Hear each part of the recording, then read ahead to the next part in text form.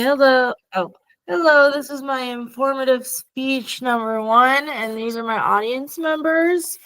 This is Judy, Steve, Guy, Ron, And Lisa. and Hi, Lisa. nice to meet you. Okay. And they have my phone so that they can pass it around and look at my PowerPoint while I'm speaking, and I'll also be posting the PowerPoint on my screen right now for this.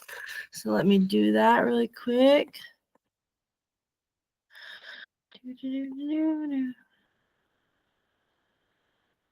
Okay, here we go. All right. Your guide to making an amazing rainbow cake. Okay. Good afternoon, everybody. How many of you love a good, sweet, moist piece of cake? Show of hands. Everybody. Okay. Today, I will teach you the steps to making a perfect piece of cake. And the recipe is tried and true by yours truly, and I will also have tips from credible sources such as Sally McKinney, a pro baker and cookbook author.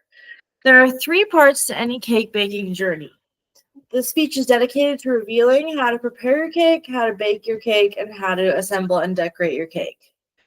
Before talking about how to bake and build the cake, let's talk about how to prepare your cake for the oven. First, it needs to be prepared by mixing the ingredients and then by coloring the batter. The first step after preheating the oven to 350 degrees is mix 5 cups of flour, 3 cups of sugar, 1 tablespoon of baking powder, half a teaspoon of baking soda, and 1 teaspoon of salt in a large mixing bowl. Sally McKinney published on sallysbakingaddiction.com on May 9, 2022 that the spoon and level method is the best way to measure your flour. You don't want to dip your cup in the bag of flour, as that can cause you to have too much of the ingredient in your mixture. So you want to spoon the flour into a cup and then level it off with a knife in order to ensure the proper amount is used. The second step is to whisk 6 eggs, 1.5 cups vegetable oil, 1.5 cups whole milk, and a tablespoon of vanilla extract. On August 27, 2021, on allrecipes.com, Darcy Lenz posted that, quote, eggs that are at room temp are more easily and quickly dispersed and blended with other ingredients to form a stable emulsion. So I did that, and I made sure my eggs were at room temperature before mixing. Then the next thing you want to do is combine all the ingredients into a larger bowl and whisk until creamy. After the ingredients are mixed into the batter, they must be colored to be ready. First, it must be separated into 6 smaller bowls to color different colors. Then you want to put food coloring in each bowl to prepare the desired colors. My cake was originally rainbow, but the last second I changed it to be spring-themed colors with pinks, purples, orange, and yellow. There are 6 layers, so there's lots of room for originality here. I use gel, but regular liquid food coloring is okay too. And I recommend using a little at a time to make the color as pale or as vibrant as you would like. I mixed 2 colors to make a color that didn't come in the box also. In summary, the cake must be prepared by mixing and coloring the cake.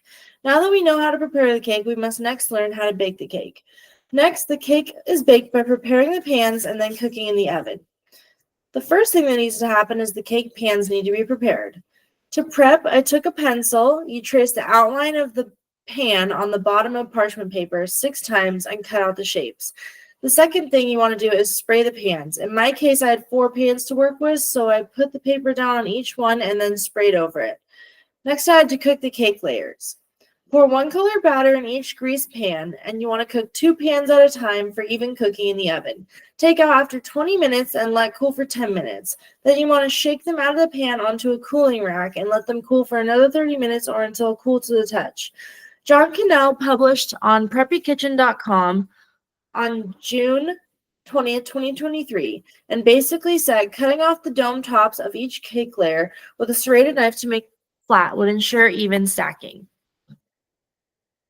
To conclude this part, the cake needs to be baked by preparing the pans and then cooking the cake layers.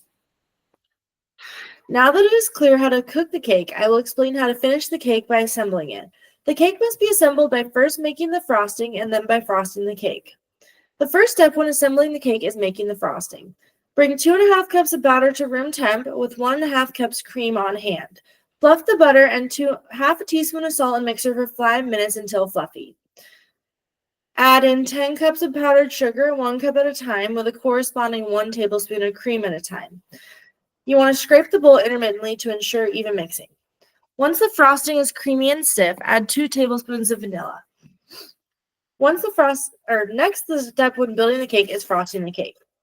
Grab a frosting spatula and stack the cake in layers with 1 layer of cake, then 1 layer of frosting until the top layer is reached. Frost the cake in a thin layer and place in the fridge for 1 hour. This is called a crumb coat. This will make it easier to frost the cake after it's out of the fridge because it will stick better. Take out of the fridge and frost the rest of the cake on the top and the sides. I put sprinkles on mine, but you can keep it simple. Do whatever you want to do to decorate it, but I put green and pink sprinkles. Now that we have discussed how to assemble the cake, I bring you to my conclusion. In conclusion, the cake is made by preparing the cake first, then baking the cake, then decorating the cake. This cake is perfect for birthdays, graduation parties, dinner parties, or any other celebration you want to have this year. Will you make your loved one a cake this year? Sure. Yes. Okay, that's my presentation. Thank you.